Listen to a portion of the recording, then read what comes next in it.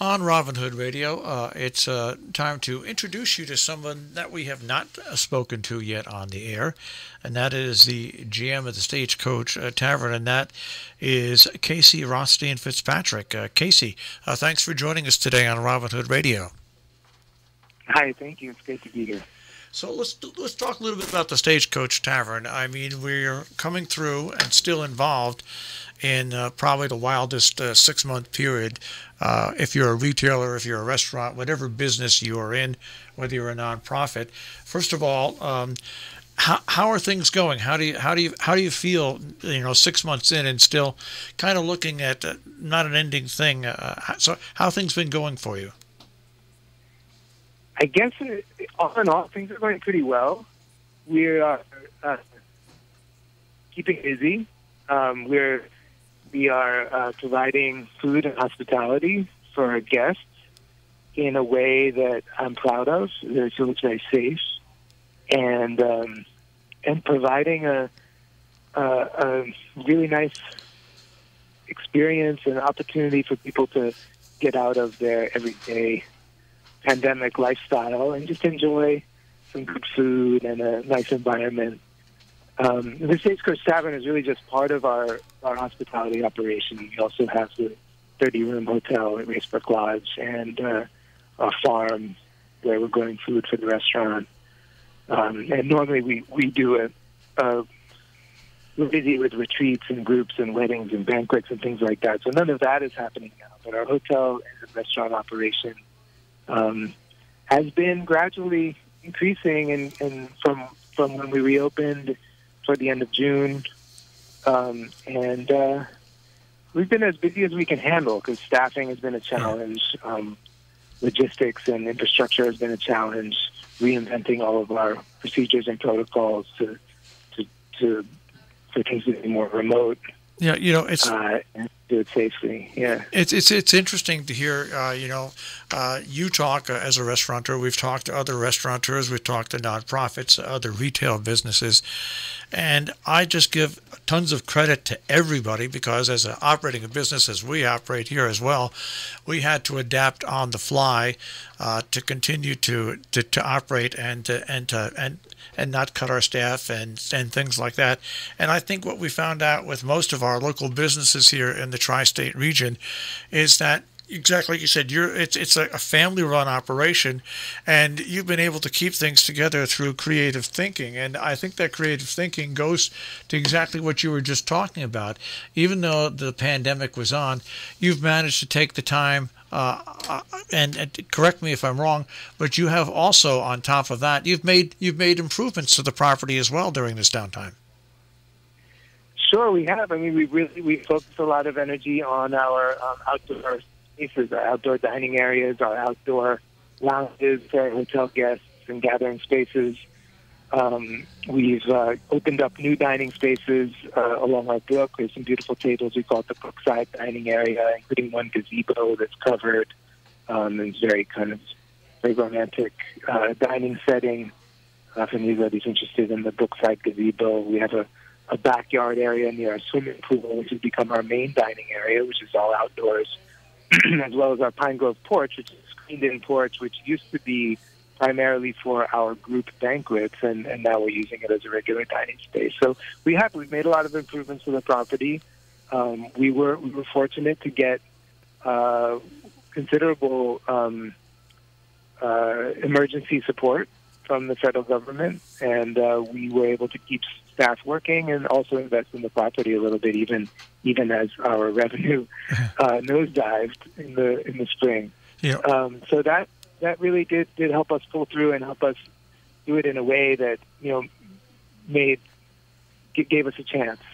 At getting through the rest of the year. Yeah, we're speaking with Casey Rothstein-Fitzpatrick, who is the GM of Stagecoach Tavern, the inn, and everything that goes along with it there.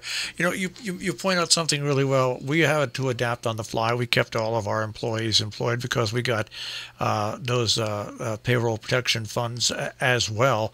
And we were also, at the same time, able to have people recording and doing shows instead of coming into the station.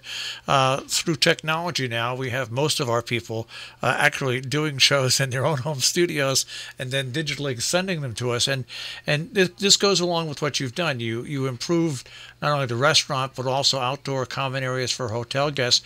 And you've put new procedures into effect to make your experiences that your guests have there. You've got lots of new procedures to make it an even a better experience than possibly before.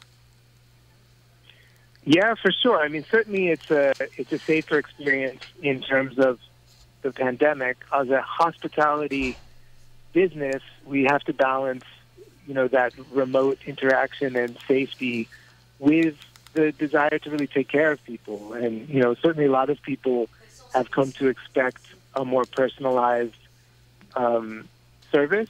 And so we've had to balance that. We've incorporated in the restaurant remote ordering, using that guests can order remotely using their phones, and the menus are online. We've really eliminated any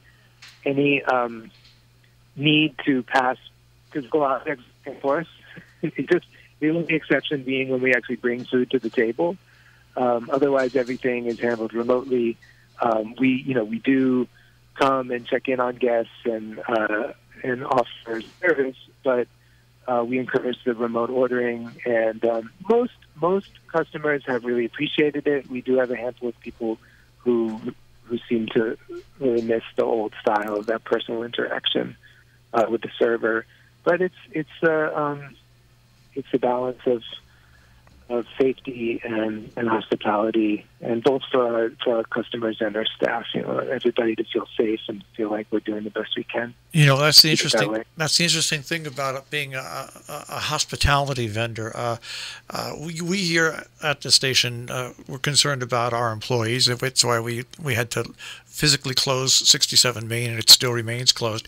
But not only do you have customers that you have to keep safe and protect and give a nice experience to, but you then have your employees who are out there serving those customers.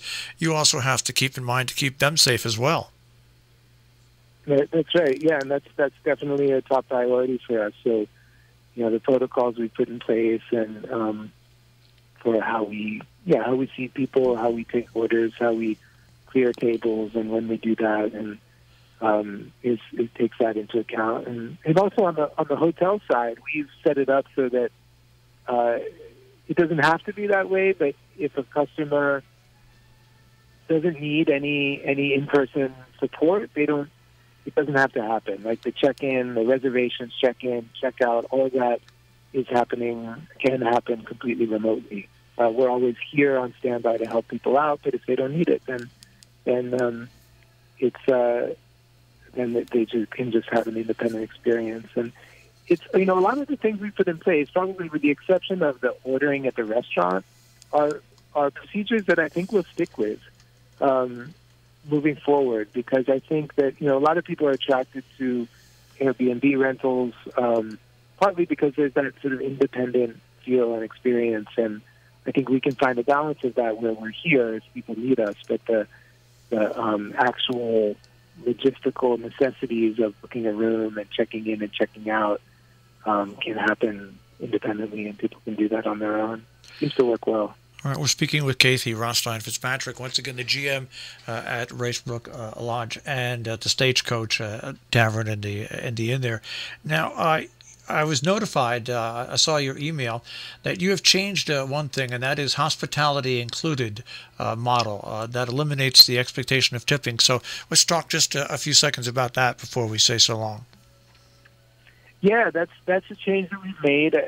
Basically taking the opportunity of the pandemic and everything that was coming along with it, all the fluctuations and procedures and protocols, to do something that I've wanted to do for ages. Other places have tried it, and hasn't been unanimously accepted. And I just read that recently that Danny Meyer and his restaurants went back to a tipping model. But I really believe that in this country, the tradition or the practice that we have of the sort of expectation of tipping is really unfair and just kind of inappropriate. I feel like it's not the customer's responsibility to compensate the servers, nor should the servers be dependent on the generosity of the customers or lack thereof. So we've raised the prices of our food in order to be able to pay our servers a living wage. So tipping is not obligatory. And it's not, we don't discourage it. If folks want to leave an extra tip, they can, but the expectation is not there like it is at most other restaurants in the States. All right, and if people want to find out more information about the Stagecoach Tavern, the address is rblodge.com. Sure, rblodge.com is our overall website for the property, and there's an easy link there to the Stagecoach Tavern, or you can go directly to stagecoachtavern.net, www.stagecoachtavern.net to make dinner reservations or lunch. Actually open from 1 p.m. now on Thursday through Sunday until seating people until 8:30. All right, so from 1 until 8:30, that is Thursday through Sunday for the hours at the Stagecoach Tavern and Race Brook Lodge. Well, once again, Casey, congratulations on surviving the initial impact of this pandemic and opening up once again and providing people some light at the end of the tunnel, and also a breakaway from just being stuck in their houses with some great food and some great entertainment. So keep up the good work up there. Thank you so much. It's been great to talk to you.